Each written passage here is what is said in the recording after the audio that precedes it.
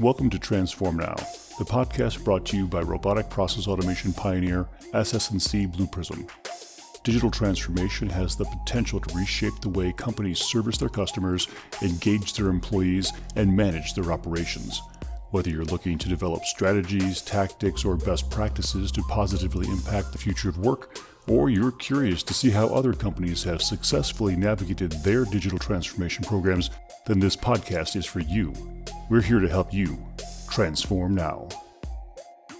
Hello, everyone. I'm Michael Marchuk. Welcome to the Transform Now podcast. On this episode, our special guest is Jonathan Porter-Whistman, CEO of Perception Predict, a company that helps organizations apply human-centered science and data-driven analysis to the hiring process. Today, we'll be talking with Jonathan about a number of topics related to hiring and keeping top talent within your organization, which is pretty important given the talent shortages that many businesses are facing today. Welcome, Jonathan. Hey, nice to be here. Nice to have a chat with you, Michael. I'm glad that you are here. So tell us a little bit more about your background and how you get into this field of helping companies to build these better teams. Yeah, so my background, I started and built a couple of companies, and so always had an interest in recognizing that the better the team I hired, the better my outcome was as a business owner. And that translated into my writing the book, The Sales Boss. And so then I was in and out of hundreds of companies and recognized that you could have a very similar product or a very similar offering in the market. And the difference in success often, in almost 100% of the cases, came down to the quality of the people that you hired. And so when I had an opportunity to get involved with Perception Predict, of course, I jumped at that because they were doing something really unique in combining both the human aspect of the business with this vast amount of data and asking that question, how can data really help us predict the outcomes that we want in a business? We've all seen an increase in the amount of AI and automation that are being applied in, supporting customer interactions and gaining new insights about your whole business operations, but maybe just not as much in the HR world or this hiring world. Why do you think that's the case? It's interesting that in almost every area of the business, as you mentioned, there is this idea of applying data, certainly in the financial or the operational aspect of a business. But when we move over to the people, all of a sudden people spend less time analyzing the data about what makes things successful. And I think that comes down to this belief that humans are really complex creatures. My grandpa used to say that business would be easy if it wasn't for the people. And people are messy. And so I think it's the area that's been left to the gut and intuition. I think most leaders in an organization pride themselves on their gut feel and the ability to build a team, certainly when the business is young. And what they don't realize is as the business grows and you get enterprise level companies, all of a sudden that hiring by gut feel isn't as effective as it once was. So as we look at the transition, you talk about hiring and building these teams, the resource mix is slowly changing. We're seeing, certainly there's plenty of jobs. We're seeing that in terms of the companies that are looking for talent right now. But as we transition to introducing non-human resources, we have warehouse robots and digital workers that are in accounting and finance. How can organizations build the right talent given this introduction of these new types of resources? I think that if I understand you correctly, when you're thinking about digital workers and all of the things that AI and other automations make possible, I think we have to really think through the impact on the kinds of people that we're hiring inside of our organization, that these individuals should be people that really are curious, they're unafraid of the progress that can be made. Typically, when you think about digital workers, many of them are doing the things that are repetitive and almost mind-numbingly dull in many cases. And the ability to free up the human workforce within your organization to be able to be creative and give thought to strategy. Of course, AI is even being now an adjunct to the ability to make strategic decisions. I think it becomes more and more important that we leverage the data that in our organization to help us understand who's going to best fit as we grow our organization. I like to say that the knowledge about what makes our company work operationally from a human standpoint is really our most important IP, our most important intellectual property. And the valuation that our company has today and where it goes in the future is directly tied to the ability to make those decisions. So as you churn people through your organization, because even the best organizations on the planet bring people in, they're there for a period of time, they move on to other organizations, understanding and analyzing that stream of human data.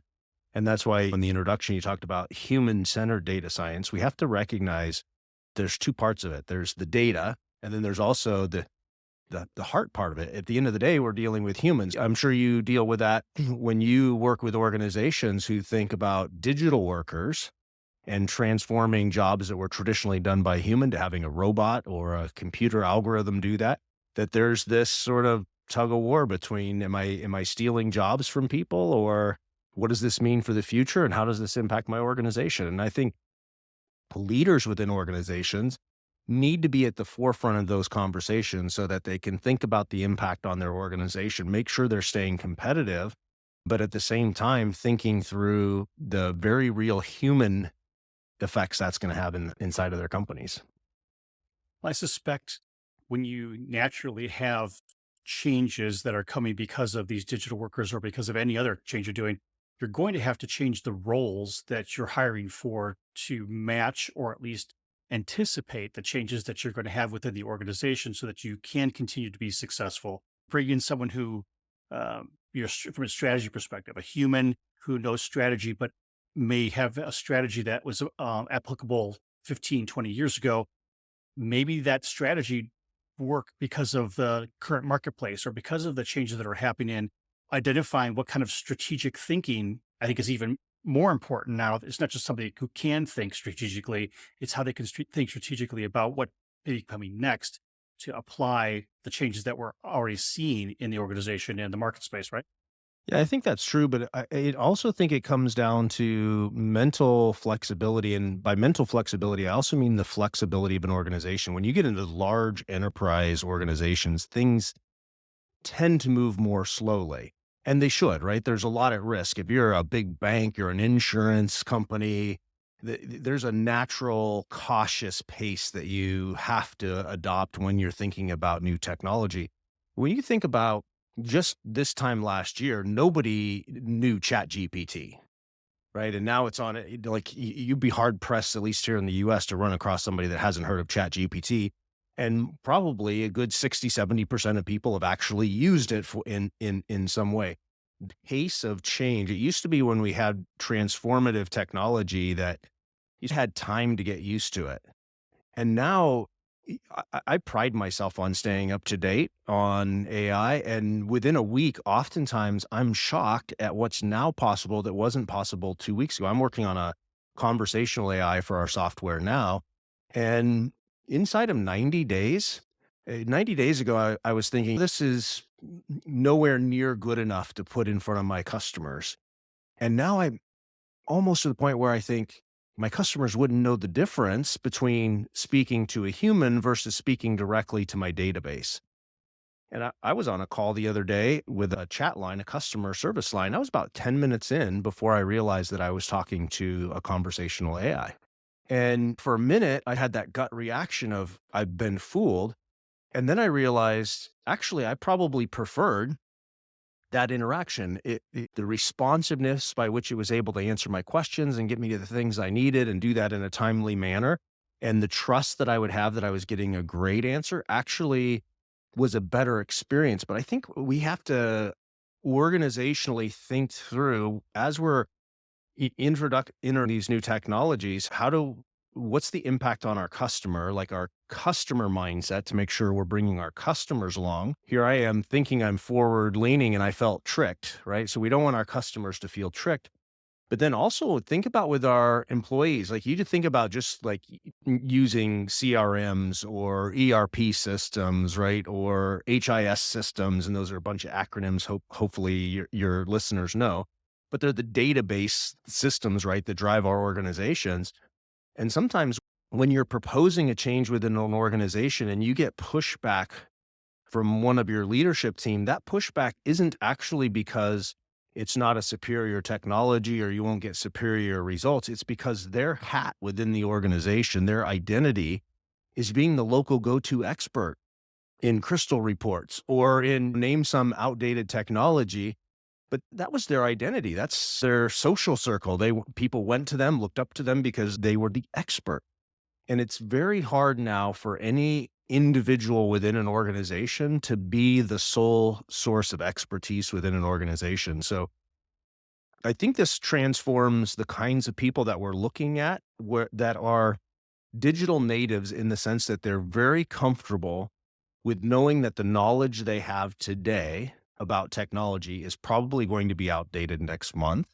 And they're comfortable in that uncertainty and they're comfortable tinkering with new things. I imagine in your business, when you propose introducing a digital worker to do something that has historically been done by a human, there's several layers to that. There's the human making the decision, but then there's also the impact on all of those workers.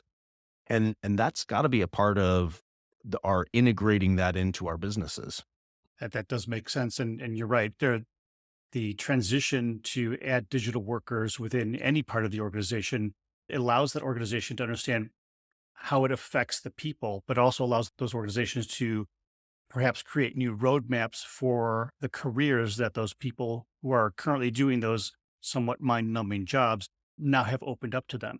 I think also from a leadership standpoint, just being open about the pace of change and getting our employees used to conversations around technology changes and giving them confidence that though the choices around how do we utilize technology are going to be well thought out, as is the impact on the people in the organization.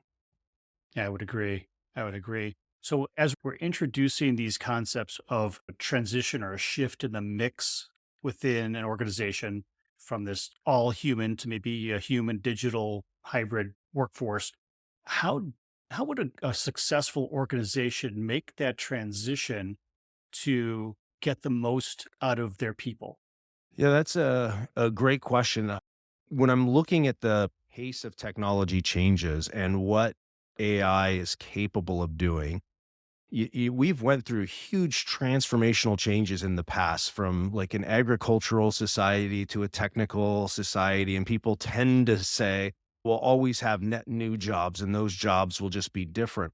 I do think that we are getting to a place with AI specifically where it probably will replace more jobs than it makes. And the reason I say that is you think about the transformation going on inside of warehousing, where we have robots assembling things, moving things. You go into an Amazon warehouse today, the computers outnumber the people, really. And they're doing some amazing things. And I would say Amazon's probably no longer the leader in that sort of technology. But it used to be that there were jobs that sat on top of that, right? There has to be somebody now who's like reprogramming the robots and doing and that was higher order work.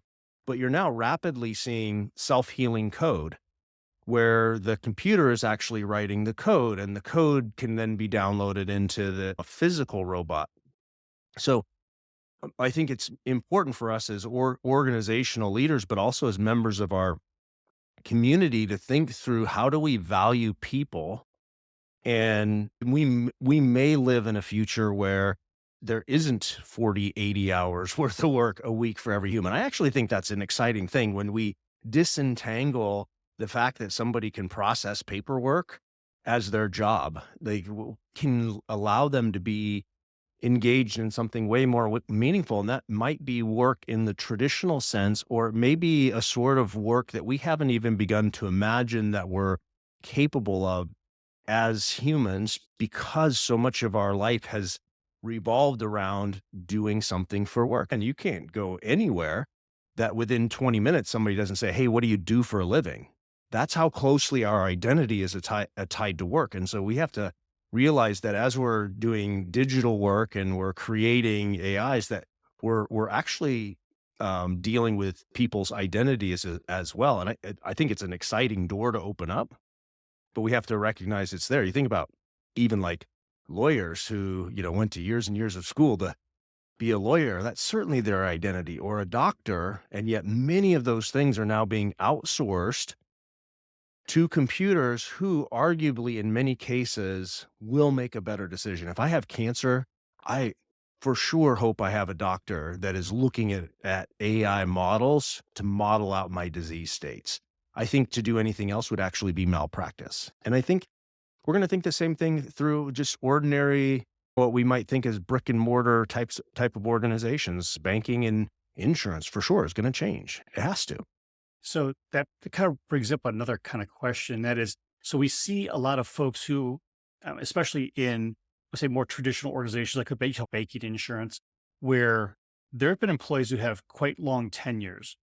And I know you've been tracking this kind of employee tenure in various industries and evaluating those kind of trends. Can you give us some insight on how that's working, and then why employees would either choose to start another job at another location, another company, or why they would choose to stay for, say, a longer term within the current organization?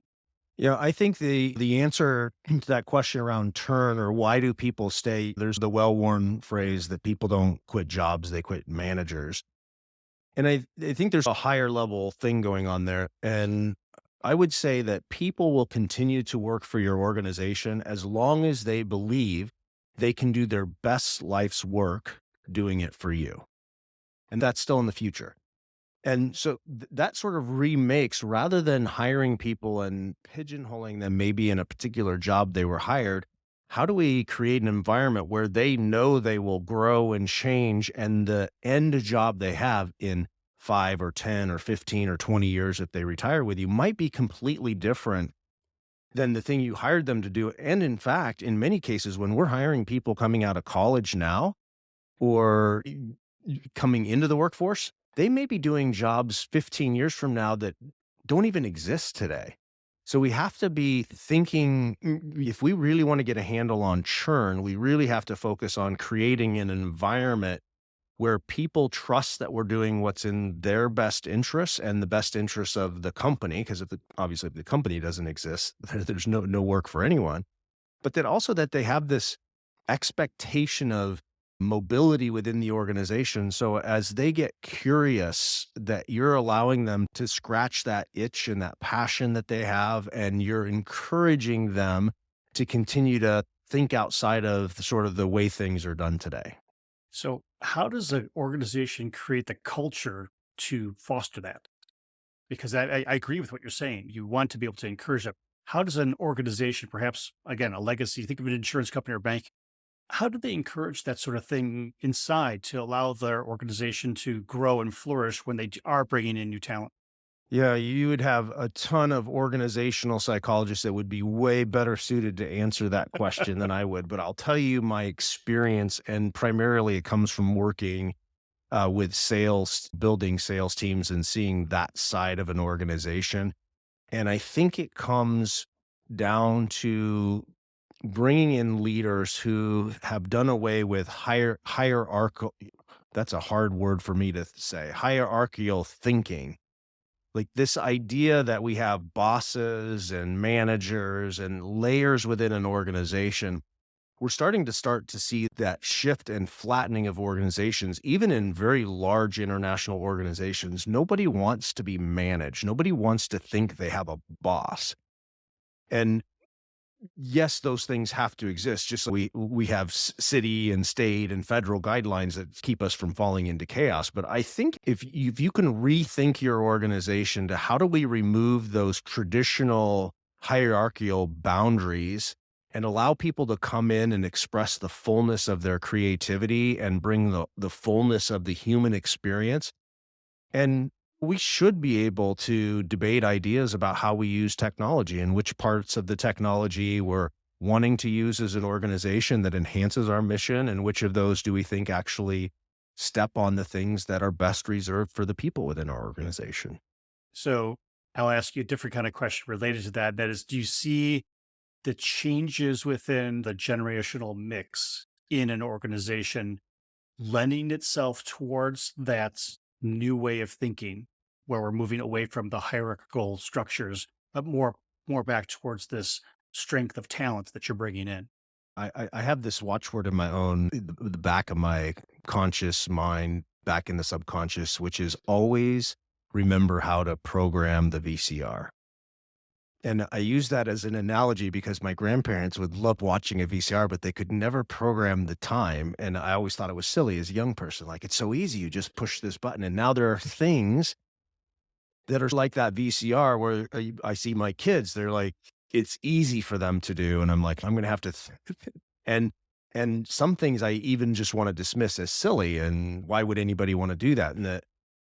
And so I think as you think about generations within the workforce, especially with the pace of change, it seems like y- if you're aging in the workplace today, that pace of difference between where you are and where the people that are entering the workforce at has never been greater in the terms of the technology available to those generations. And that can either scare you, and you already see this even before the last 20 years, we've been at a fast pace of innovation, and the last year made the last 10 years seem slow by comparison.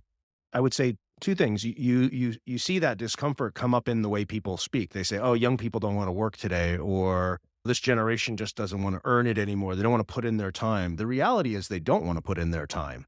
They don't want to wait in line. It's not that they don't want to work. They don't want to work the way you worked. They don't want to wear themselves out the way you wore yourself out. And so I would say you have to quit. And I say this being elderly more than young now in the workplace.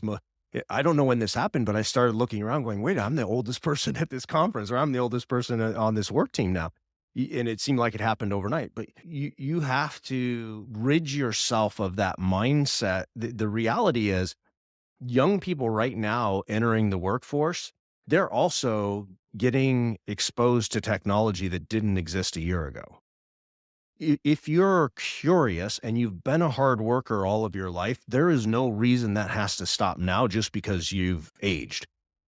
You should set aside the TV, set aside some of the other things you do, and just educate yourself. Like you think about AI as something scary, and there's really nothing scary about it. It is math and pattern recognition. That's all it is. In fact, many of the core functionality of AI has existed for the last 20 years. It's just now bubbling into the consciousness because we have compute power that is finally caught up to the mathematical power that has always existed. And so you can either shut it out and hope you can retire in time for life not to completely change, or you can be energized and excited by it. And I know that's a really long answer to your question, but it comes down to mindset. And I would suggest that if somebody has a fixed mindset and a mindset of limitation, they're not your ideal employee, regardless of age, because the employee for the new age has to welcome automations that will happen, reliance upon technology. It's already becoming a phrase with this fear of losing your jobs. I would say in the next 10 years, you're probably not going to lose your job to AI. You'll lose your job to somebody that's comfortable using AI. And that's the challenge you're faced with. So just educate yourself on what's possible. That makes a lot of sense. So I know you've written a book, The Sales Boss. You also have another book that you're writing now. Can you tell us a bit more about that and when you expect that would be out? Yeah, I'm in the middle of writing a book called Who Hire? Building Your Dream Team. And it is really centered around using human-centered data to build your team, but everything from how do you attract them from an employment brand? Because we talk about the brand of the company, but you also have an employer brand. And unlike, I think, our external brand where we're trying to attract customers, I think our employee brand actually has to be repelling applicants. We want to develop a brand that 90% of the people that look at it probably don't want to work for us, don't think it's for them. And the 10% that it turns them on and they go, wow, that's for me. That's where I can thrive. That's my environment. That's the kind of company that we want to build. And then we want to bring data in to help inform our decision-making to make sure that their core DNA, what makes them operate at the highest level, is the accuracy with which we're able to identify those people. You think about data coming into the world of sports, and being able to pick athletes based on vast amount of data, that's the same thing that's happening in the hiring world, and the companies that are on the leading edge of saying, how can technology augment the gut and intuition of my leadership team? That's the world we're entering into, and that's what my book's about. Do you remember the movie Moneyball? Yes. And it was around right data to pick the perfect team. And we now have the ability, especially with so much remote work. I had my company meeting last week, and I actually posted about it on one of the social media channels because I used Google Earth and I mapped out where all the cities that all my employees are in. And it's global. We went a complete turn of the globe in terms of doing that. And to realize that connectedness of where we all are able to work from, you have this vast worker pool that you now can select from. And it's going to require you to be augmented as a human with some data to be able to make those good decisions. Because when you think about cultural differences, I don't see them as barriers. They're actually strengths. One culture may have an affinity or a strength in an area that somebody coming and working here from North America may not have. But you're for sure going to have to use every tool at your disposal to have the advantage. So when do you expect to see that book hit the shelves? I'm hoping by the end of February. Okay. All right. We'll be looking for that one for sure. Jonathan, thank you so much for joining us today. This was a great conversation. I really appreciate your insights because you're in the midst of all of this and you see it firsthand. And I appreciate the way you explained it to us in terms of how we look at our own jobs and what things may look like as we go into the future. It's going to be a different world ahead for us for sure. The world is changing very quickly, and I appreciate the tools that you're bringing to market to allow us to look at things slightly differently with some data that backs them all up. So thanks again for joining us today. Yeah, nice hanging out with you and having a conversation. Thanks for tuning in to Transform Now. For more insightful discussions on digital transformation and more, check out our podcast channel where you'll find all of our previous episodes. And to make sure you never miss an episode, subscribe to the show on your favorite podcast player. And if you like what you've heard, please leave us a review. For more information about digital transformation and the future of work, check out blueprism.com to learn how SS&C Blue Prism's digital workforce is enabling enterprise transformation now.